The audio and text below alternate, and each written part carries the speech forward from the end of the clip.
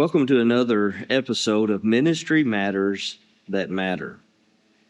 Today's episode comes from Magras, Ecuador, about an hour and a half out of the city of Guayaquil.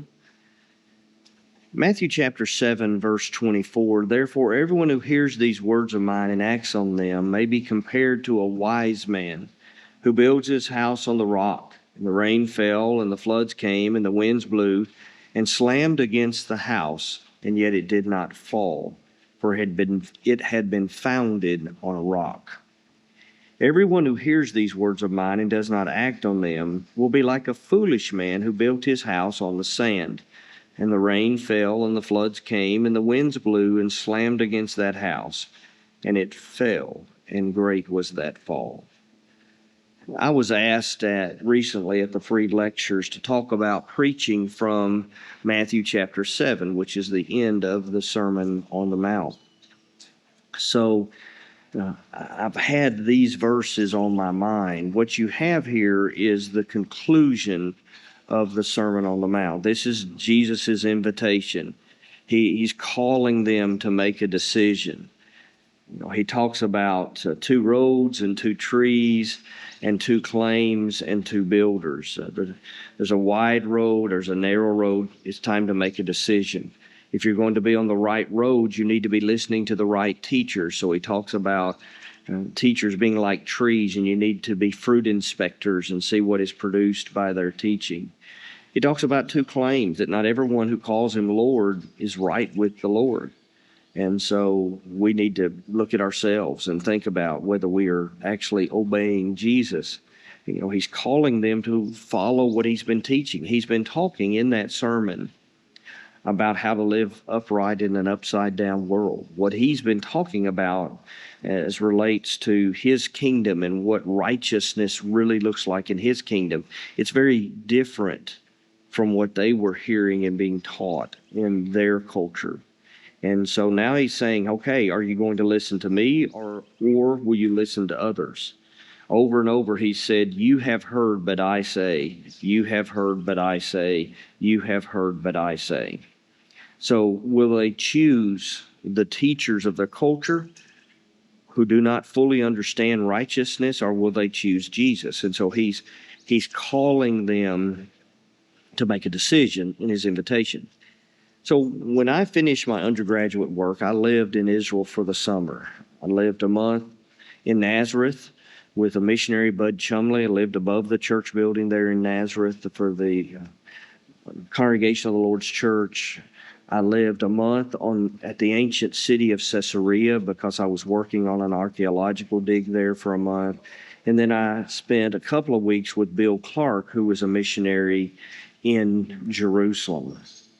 And I remember when I was living around Galilee, you have these hills, especially on the western side of the Sea of Galilee, and then you would have these valleys or channels in between the hills or these small mountains.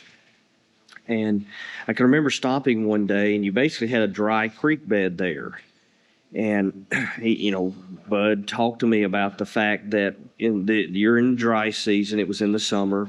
For example, I did the archaeology dig, I think, in July, and they said in the previous 10 years, it had rained one time at the dig site there on the shore of the Mediterranean, and that lasted 10 minutes. So my point is, I was looking at this dry creek bed in the dry season. But he said when the rainy season came, it would be a flowing stream or a small river.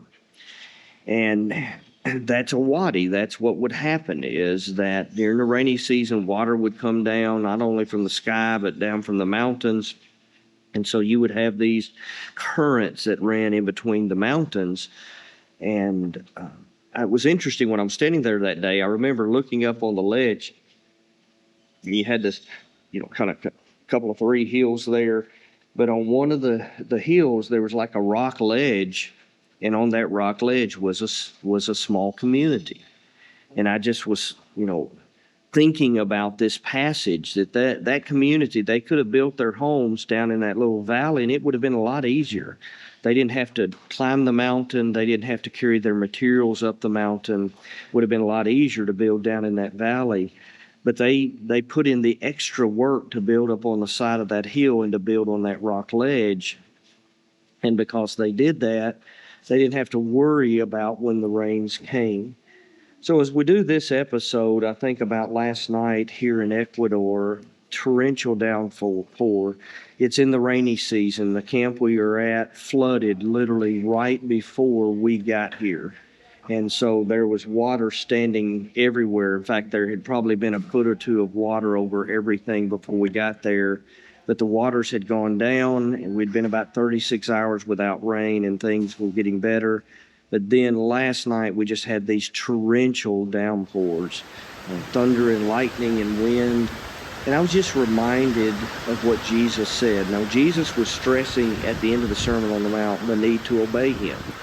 And he was telling them, don't put it off. And when you procrastinate and wait to obey Jesus, you're endangering yourselves because the rain is coming.